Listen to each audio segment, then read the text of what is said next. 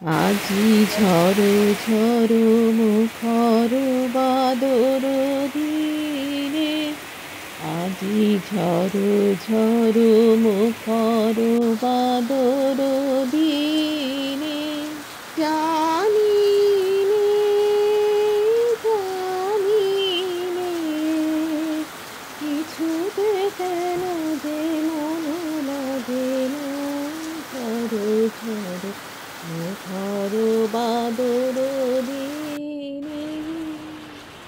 বর্ষা আসলেই রবীন্দ্রনাথের কথা কিন্তু খুব বেশি করে মনে পড়ে।